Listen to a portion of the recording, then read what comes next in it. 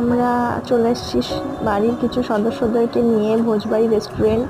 এই সবাই এন্ট্রি করছে, আমার ছেলে, আমার জায়ের ছেলে, ননদ, ভাসুরের ছেলে, ভাগ্নি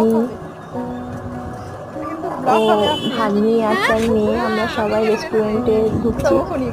আমি ক্যামেরা করছি, ওই জন্য আমি ক্যামেরার পেছনে ছিলাম। সবাই রেস্টুরেন্টে ঢুকে যে যার মতো অর্ডার করছে খাবারের। সবাই কিছু কিছু খাবার অর্ডার করেছে এবং তারা সেগুলো এনজয় করে খাচ্ছে। এই যে আমার ছেলে একটা ফিশ কাটলেট নিয়ে খাচ্ছে সস লাগিয়ে, ও খুব এনজয় করছে ব্যাপারটা। দেখুন আপনারা সবাই।